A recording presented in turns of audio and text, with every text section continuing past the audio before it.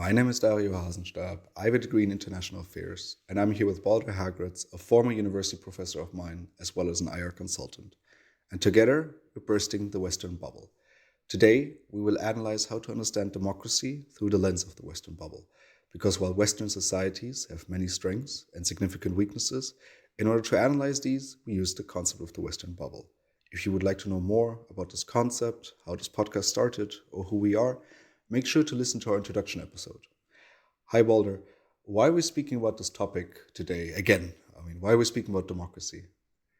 Hello, Dario. Well, as last week we discussed, democracy forms an incredibly important pillar of the Western bubble as we've been discussing it throughout all these episodes of our podcast. The democracy and the sense of superiority of our political system is a huge reason why we can no longer connect with the outside world, and internally we've also become blinded. We somehow walk around with democracy being this sacred cow that cannot be touched, that cannot be discussed. We cannot have conversations about, is democracy actually the thing that we want? Instead, we just assume that it imposes on us, it gives us a certain sense of moral superiority over everyone else who isn't democratic. And the result of that is that we're blinded to the realities of the outside world, and we're blinded to the potential weaknesses of the inside world. Exactly. So last week we discussed the fact sheet and the bubble, and this week we will be talking about what is the damage and what is the future. And can you explain to our listeners what is the problem? So when we're looking at the damages, we obviously have internal ones and external ones. And that's a real problem because, believe it or not, but we really like democracy.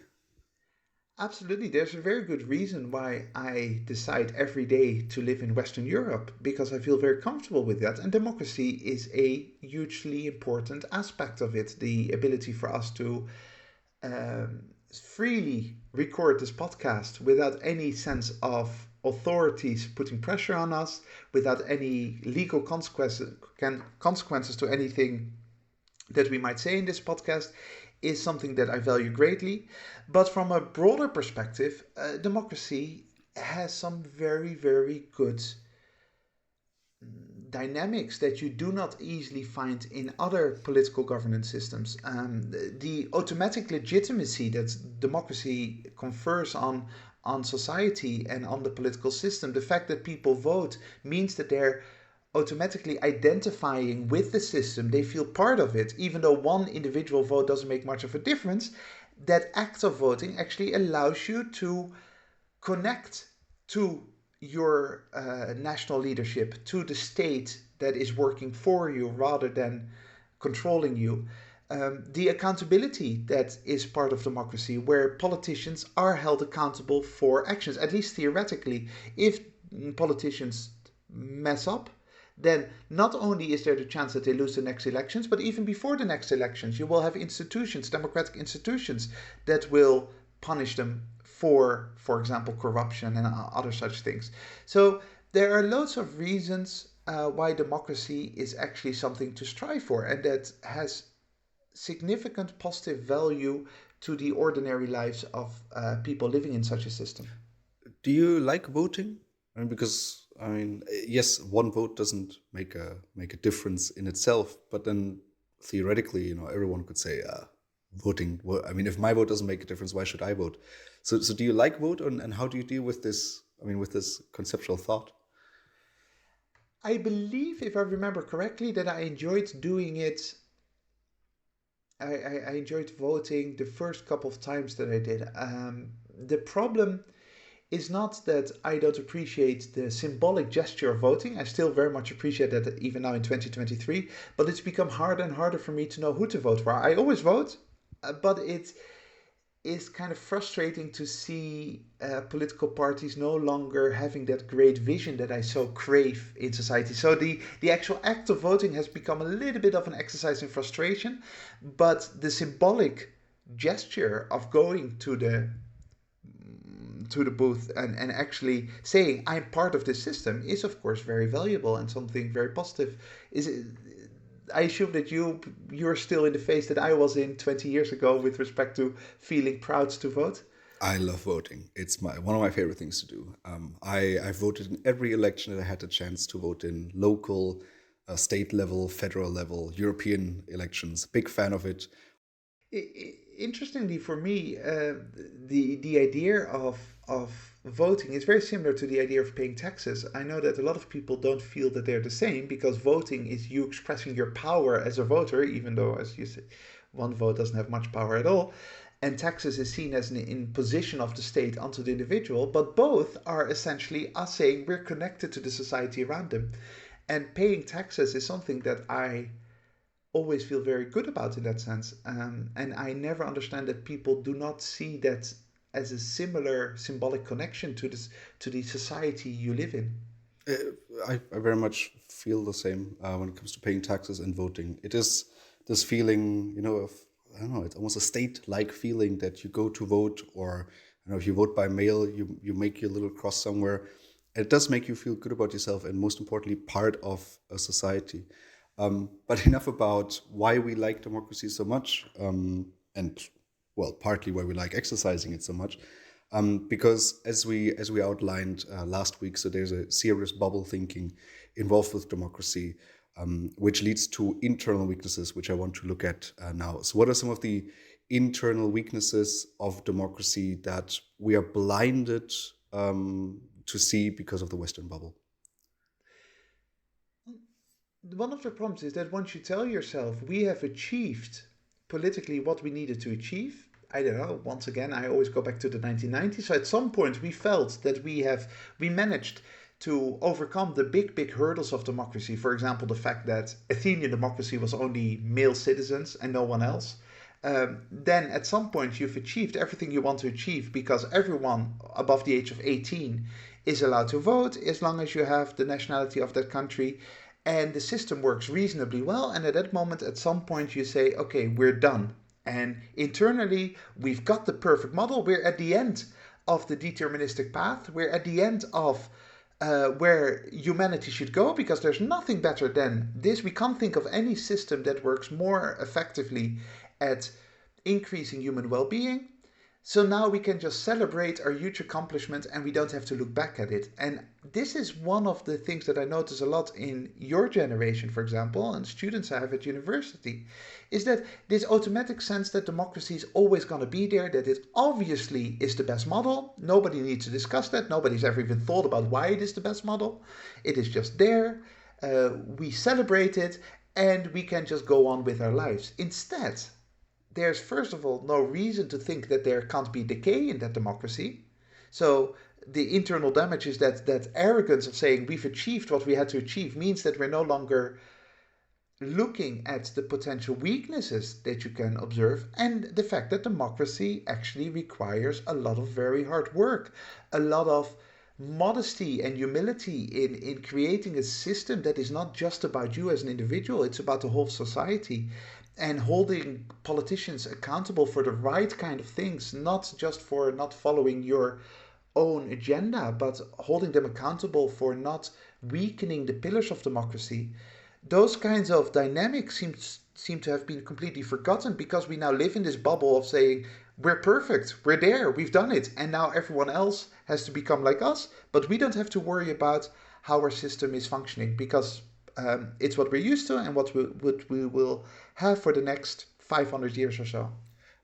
I mean, let me make a comparison to the European Union here, and more precisely to the Schengen area, because that's one of those things where I realized it myself how much simply by something existing for my entire life and me growing up with it that we as a generation take for granted and that has always existed. There's a certain naturalness to it. Is the Schengen area, which I assume is not the case for your generation, but it's certainly not the case for my parents' generation, who still had to show their passports when traveling to another country. Which to me, I get offended if I have to. I get if I move from Germany to France and someone asks me for my passport, I get offended. And so it's the same with democracy, in a sense where it has always been around, and it's the most natural thing for us that kind of questioning that whether moving from one country to another without being checked is something good, or whether the way we experience democracy is, whether there should be a systematic question about it. So I see that very much because of that personal experience I've had with Schengen. Absolutely, and it's very easy to understand the psychological dynamics here, right? If you were born in the past 30 years or so, then this is all you've known, and this is all you've been comfortable with, and it's very hard to question something if you haven't ever experienced that other kind of reality. So I think this analogy with Schengen is a very good one, because it is just something you take automatically for granted. It's there, and you don't actually ask yourself what the world would be like in any other kind of model. And what would be the advantages of not having Schengen? What would be the advantages of not having democracy? Those are questions that seem unnatural to you because it is simply not how you have grown up, and the environment that has shaped you. And this is exactly the issue. So my generation was sort of the last one that experienced, at the very minimum, this existential fight between democracy and authoritarianism in terms of the Cold War. I mean, I was quite young when the Cold War ended, but I was aware of it at least.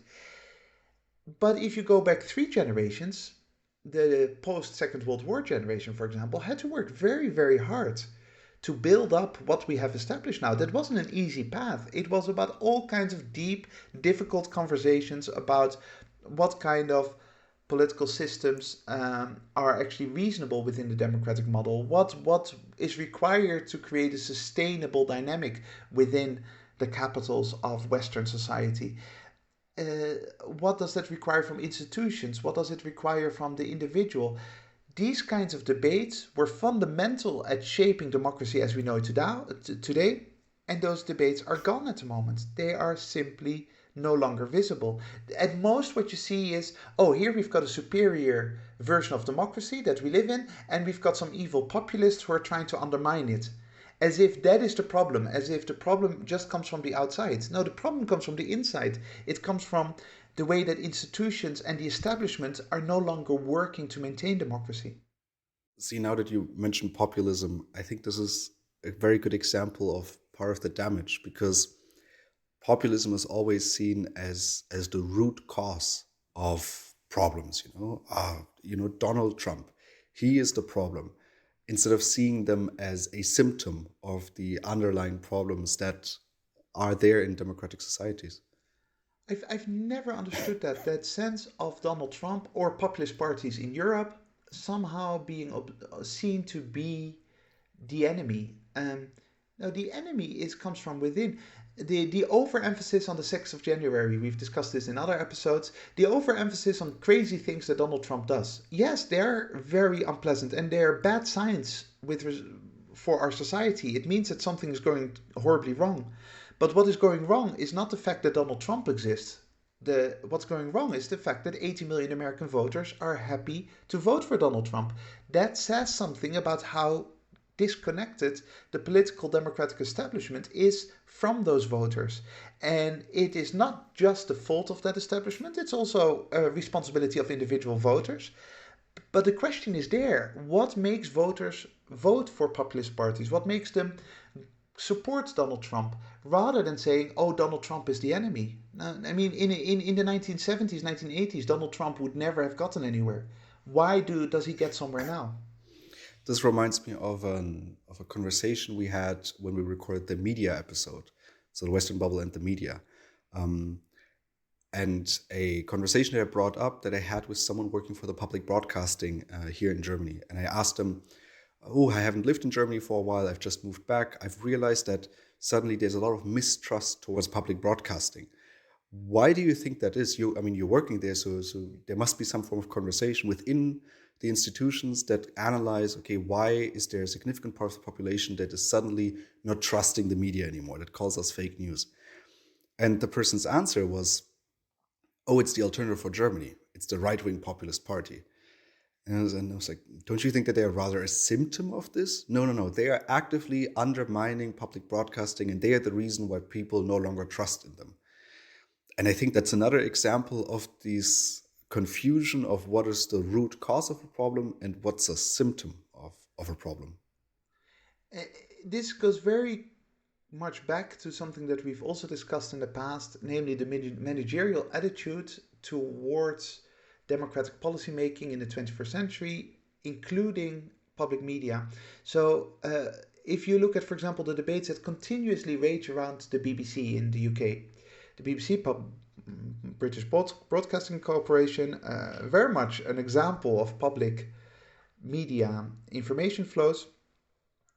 And they are continuously being targeted by left and by right about not being impartial. And then the debate goes something like this. Oh, impartiality means that we have to make sure that we don't express political opinions, that we don't express political perspectives on the world.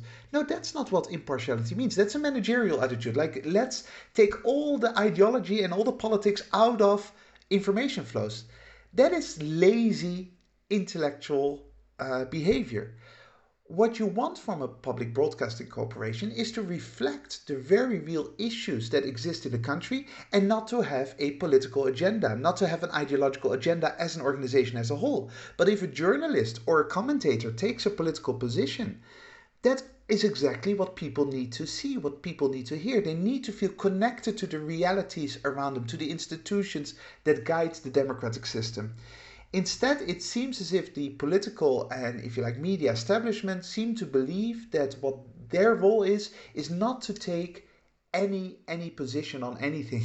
They just manage the country in a reasonable way, and people should understand that they're being very reasonable, even though the reality of the electorate, of people who vote for populist parties, is that their life doesn't seem to be reasonable. They see incredible wealth which they don't share. They themselves have to every week figure out how to get to the end of the week without getting into debt. They have to find ways to send their children to school, to get food on the table, while at the same time they see an establishment that is very comfortable with creating an economic upper class that displays a type of wealth that is completely disconnected from the reality of the large groups of people. Those kinds of issues need to be discussed in politics. They need to be discussed in media. Instead, no, we're just managing. We're just doing our thing. We're the reasonable people. And that's where it goes horribly wrong. So let's look at what these reasonable people then do externally. So, I mean, one of the lessons I had in university, and actually from you, one of my very first university classes, was lesson 101 of foreign policy. If you want to distract from internal struggles, you start some external struggles. And I think the perfect example here, and also because it's the 20-year anniversary, and because next week we will be publishing an episode particularly devoted to this topic, let's talk about Iraq again, a topic that we have dealt with thoroughly and in many episodes, and we're going to bring up time and time again. But how is democracy, so the democratic bubble, leading to something like the Iraq War in 2003? So at a foreign policy level, the first thing you have to realize is that the domestic electorate that holds, at least theoretically, leadership to account, automatically assumes that their state, their country, Spain, the Netherlands, the United States, Germany, are a force for good in the world because they are democratic. So that means that automatically when their leadership takes foreign policy action, especially against a country that is not democratic, then it must be for something that is righteous. It must be for something that is moral. Because surely a democracy would not engage in immoral acts, because that goes against our blinded sense of superiority when it comes to democracy. So then when it comes to a conflict like Iraq, it was much, much easier for the White House and the neoconservatives pushing the US foreign policy agenda to make the case that Iraq needed to be invaded, again in a voluntary aggressive war that was not out of self-defense from a US perspective or from a Western perspective. It was much easier for those neoconservatives to make that case to the general public in the United States, but also elsewhere in the United Kingdom and many groups within Europe, because Iraq was very much not a democracy. Iraq was a dictatorship, was an authoritarian regime, and therefore automatically the implicit assumption, the implicit sort of thinking in the electorate is, if we are overthrowing a dictator, we are a democracy, we're getting rid of this evil guy called Saddam Hussein, then surely that must be an act of good. And surely that is justified, even if it kind of goes against international rules and is not really the way that the Westphalian system is set up. It's okay, because we are the good guys in history, which creates an incredibly damaging bubble, obviously. And how is this transferred? I mean, so here we're speaking about a full-on invasion of a country. Um, and how is this reflected in countries where the West does not necessarily intervene militarily? So let's talk about Sub-Saharan Africa. So the interesting thing about Sub-Saharan Africa, and we talked about neocolonialism in the past, is that they've only been around for 60 years. And when I say they've only been around for 60 years, it's obviously not the cultures and the religions and the ethnicities of Sub-Saharan Africa, but the Westphalian states. And those Westphalian states were created by European nations in the 19th century. And when they became independent in the 50s, 60s, Sub-Saharan African countries were given a really, really difficult political situation to deal with, because all of a sudden they had to stabilize countries that had very little internal coherence, because there was no historical identity, because it was an artificial identity created by Europeans.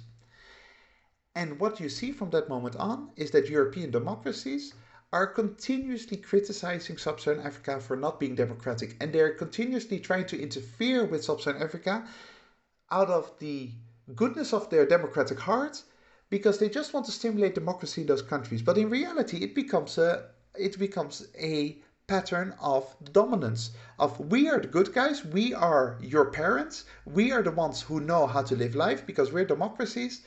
You are children who are not yet fully grown because you don't have this democratic system yet. So we're gonna interfere with you until you become full democracies like ourselves, until you've grown up into our superior governance system. And that has been hugely, hugely damaging. It has been a big part of neocolonialism, but it's also been very damaging to European interests themselves, because they do not understand that Africans often see those Europeans as just arrogant, hypocritical so-and-sos. They're not interested in dealing with Europeans who continuously wag their finger and say, oh, you have to democratize, you have to have elections. It is not the reality that many sub-Saharan African states live in. And as a result, there's a huge disconnect between the foreign policy coming from Europe and the realities in sub-Saharan Africa. So far we've only talked about the West looking down on countries, because the West is simply stronger, as the United States or Europe as an entity looking down on these countries. How does this entire bubble thinking with democracy versus non-democracies translate onto the geopolitical level of someone of other superpowers, someone who is theoretically a co-equal to them? So China, China is the big one, obviously, and I think the easy answer here is, the systemic rivalry that they called out a few years ago. But how does this arrogance translate towards China?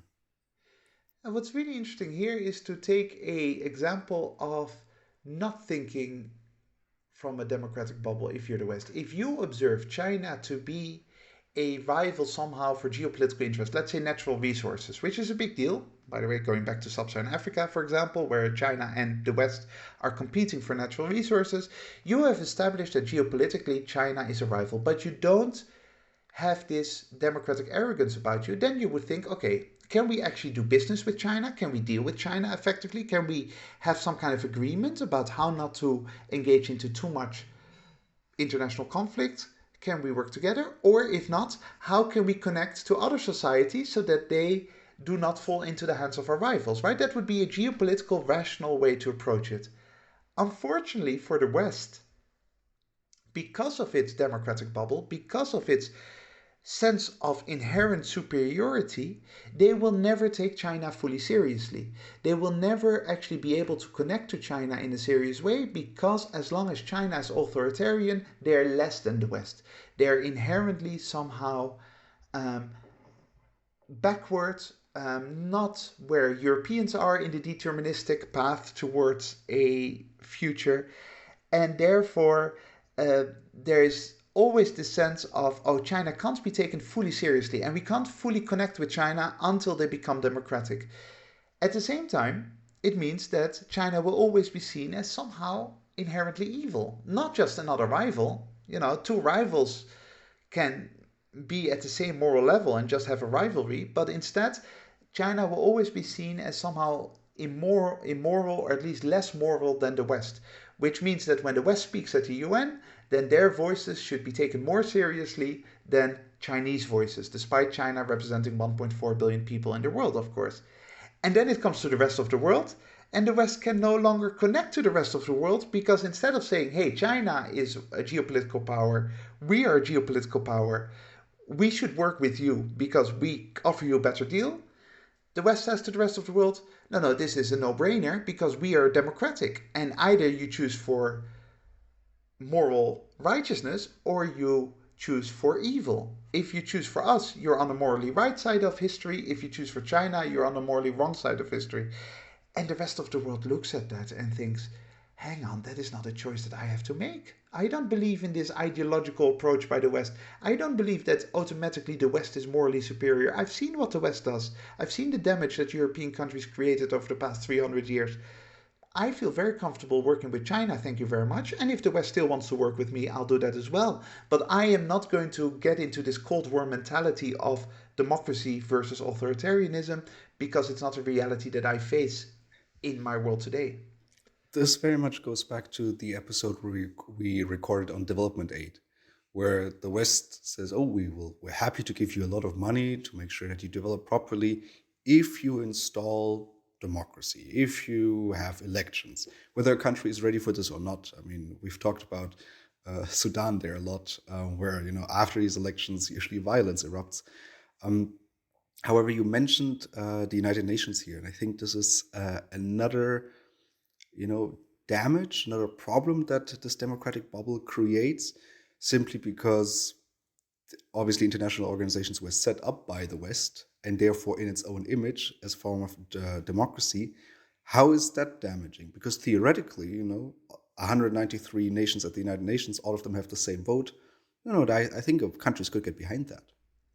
It is fascinating to see how these systems that were set up in the 20th century, as you said, very much from a Western perspective, in the Western self-image, with sort of only reluctant acceptance from communist China and communist Soviet Union in the 20th century, have now sort of started turning a little bit against the West, and the West has a real problem with that, right? And the reason why the West is still desperately trying to keep those organizations as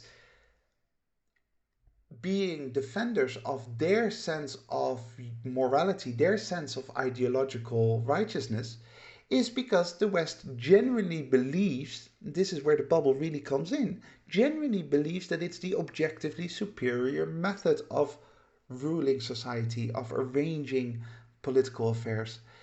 So when the United Nations or the ICC, which we talked about, when they follow a Western ideological agenda, the West doesn't see that as a subjective choice, but as objectively doing the right thing. And then when they notice that these organizations slowly start moving a little bit more away from that Western approach towards a Chinese approach, because after all, China and India and many other countries are playing an increasingly important role in international affairs, then they start saying, oh no, they're being corrupted by China. Whereas in reality, if you say that China is corrupting the UN, then the West has been corrupting the UN for the past 70 years, as in putting their ideological stamp on it.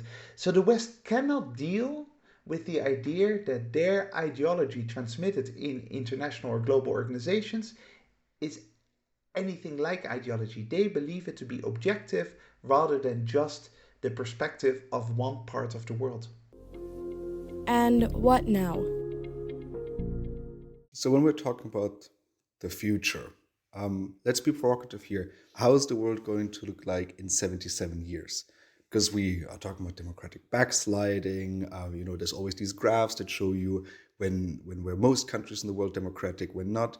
If we think about this graph in 2100, how is this going to look like? Is the majority of the world going to be democratic, following the liberal democracy model, or will that look differently? Well, as you know, I don't have a crystal ball, and we always have to be very careful in predicting the future. That's why I prefer to work in scenarios rather than saying this is what definitely will happen. But as you know, I put this enormous emphasis on the 1990s as sort of a pivotal moment where the West had a choice to make about how they were going to enter into the 21st century from a democratic perspective.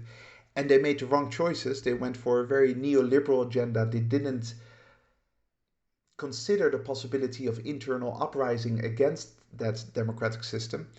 And as a result, I think there's a very strong case to be made that the 1990s were sort of the high point of democratic achievement. And for the past 20, 25 years, it has been going downhill. And there is no reason to think that that decline is going to stop anytime soon. The reason for that is that because the West is in this bubble, because leadership, establishment, media, political, economic establishment doesn't seem to understand the danger that they're in. It seems as if they're really blind, that there's this big ball of fire coming at them and they don't see it coming, but it's coming nonetheless. It's very difficult to see a way out of that. It seems that the decline will continue until at some point in the late 20th century we wake up, we look around, and we don't see anything resembling the democratic values that we appreciated so much in 2023, right? And this is something very worrying. And so this is when we look around us. Again, not a prediction, but just scenarios. How is this going to look like in the West? Do you think that the West is going to continue being democratic like without any significant changes to the system or to the developments that we're seeing right now? What is very likely is that the West will continue having elections, because elections is such an easy symbolic thing to have in a society, right? Because as long as you have elections, you can claim to be democratic. But the underlying processes that make a society democratic or not will be deeply undermined. So even though people go to the opinion polls every 4 years, as by the way they do in many countries that we consider authoritarian right now in 2023, they go and vote. The underlying systems that make democracy, respect for the rule of law, a limitation of power of the elites, in this case at the moment economic elites more than other types of elites, the limits to how far policymakers, governments can take their policies without being held accountable. Those things will be undermined. And so even though I would be very surprised if 30 or 40 years from now we don't have elections in the West, that doesn't mean to say that the West will still be democratic in any significant way. And that should be the main concern. And it surprises me that there's no more panic about that. It seems rather than having a deep conversation of what kind of society we would like, the establishment just goes after populist parties and goes after Trump and goes after others and says, haha, idiots, they don't understand how they are fools and how we are the reasonable people. There seems to be very little introspection about a establishment, economic and political, that has really been messing up society over the past 25 years, but is not being held accountable for doing so. When we're looking at technological developments, so talking about, increased participation, I don't know, let's say we all wake up in the morning and we get to click on a button to vote for something, or technological developments such as social media, so there's these two sides to it. There's increased participation, but there's also an increased amount of voices participating, part of the bubble that we described. How is that going to influence this democratic bubble? Is it going to make it worse, or might it pop it at some point?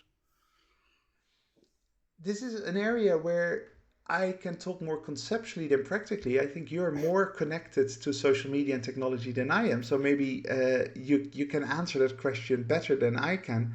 I have some concerns, but what is your experience here? Is the technological world that we live in today, is it conducive to democratic processes or not for you and your generation? We're doomed. No, it's, it depends on how you use it, right? I'm not as worried about my generation because despite concerns, we're very aware of the dangers of the internet. I'm concerned about your generation and the generations above because, All these lessons that were always taught to us about, Facebook and fake news and be careful what you read on the internet. We're very aware of that. I'm not so sure about the elder generations that didn't grow up with this. So with regards to this, I believe that the social media aspect of, technology influencing democracy and democratic processes, the ones that we discussed earlier, I believe that they are actually going to make it worse. However, when it comes to a lot of the other elements, talking about open source, tools such as Wikipedia, this being expanded on others, that there's an increased amount of information out there, talking about more direct participation through technological means. I mentioned my local town earlier. The fact that the entire town could look at different proposals for a bike path through the city and then vote on whichever one we thought was best. And with this leading to a more accepted and more inclusive proposal, I think that this is an incredibly healthy aspect of technology that can add to this. So, I'm not going to give an answer here because social media, let's shut that down. But a lot of these other tools are very helpful and I believe are very important. And this is not even to mention, I mentioned open source, how much research can be done into areas to hold people accountable. How much stuff has been uncovered in the past few years of politicians doing dodgy stuff simply by someone on the internet pointing it out. And so with regards to this, there's certain elements that I think can be improved, especially the ones that we outlined. Increased legitimacy through more participation, increased accountability through more transparency, that. But at the same time, all these negative symptoms that we've outlined, such as, too many voices being involved, and, polarization, I think that those roots, the underlying problems here, that they will actually be intensified by it. So it's both. Let's shut down social media is my call. There's a nice intergenerational conflict here, I think, because I would, as you know, I don't have social media really, but I would be very concerned, for example, about people voting for things. You mentioned the bike path as something positive. I can see real dangers with that, not so much a specific bike path or not. That's a nice bit of information that policymakers can use to their advantage. But this idea of people feeling entitled to be part of the decision-making process all the time is that perfection of democracy that we talked about last week, which is, I think, very, very dangerous, because that becomes then just the will of the majority all the time. It becomes 51% wants the bike path, then we'll do it without any intellectual conversations about it. It's very managerial. It's very much looking at statistics, at numbers, rather than the deeper issues. Is either one of the systems perfect? No, of course not. Both systems have real difficulties. But I do see many more dangers with this kind of technological change that would undermine the very basis of democracy than clearly you do. Maybe at some point we have to have an extra episode on that. Oh, of course, I wouldn't let anyone vote on foreign policy or on how high should the interest rate be. But what's the difference? What's the difference between foreign policy and that bike path? Because if once the bike path has become a norm, why not do it on foreign policy, right? Yeah, I mean, well, this is kind of ultimately exactly that point, I think, that we hinted at in the last episode when we said we do want to have those intellectual elite conversations. So ideally, you break it down to that. You have an intellectual elite having conversations and you leave people with options. Ultimately having elections, for political parties or voting for your intellectual elites. And no, I just feel very strongly about this bike path.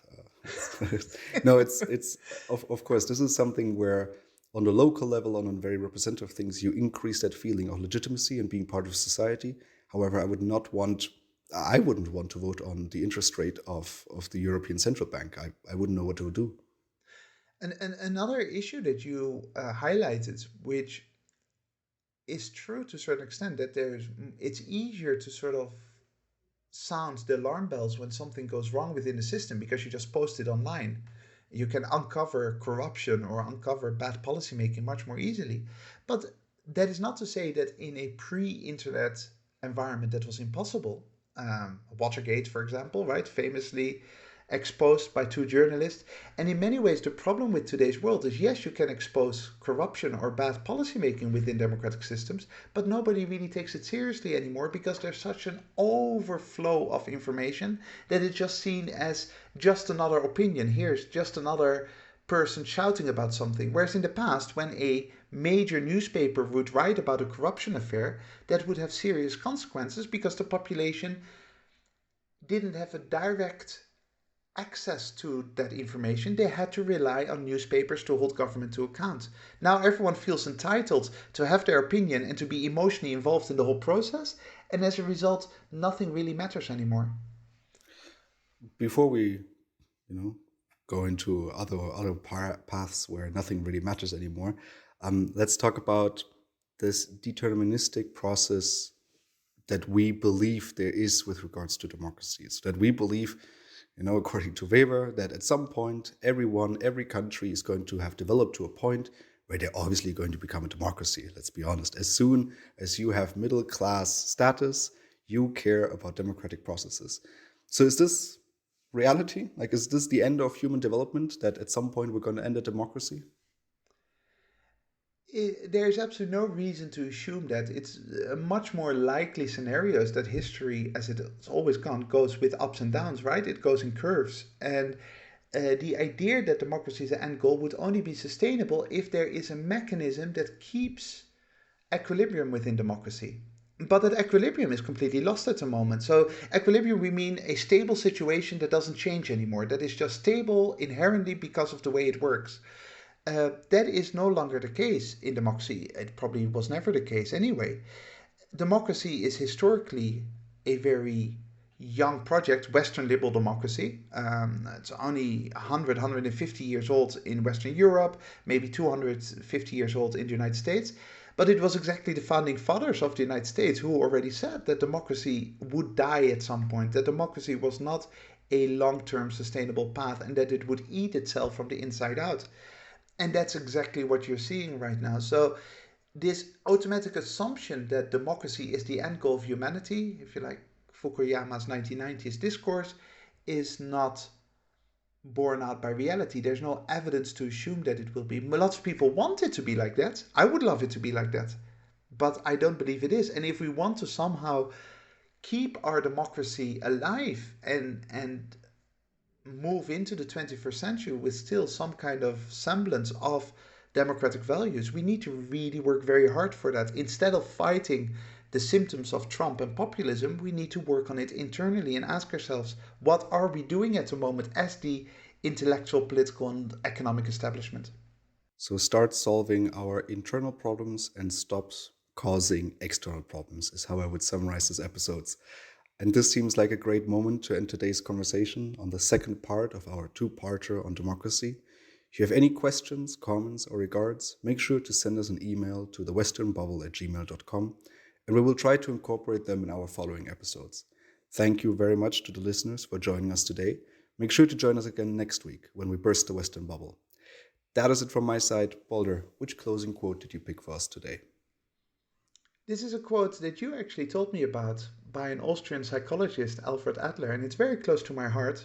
It goes, "It is always easier to fight for one's principles than to live up to them."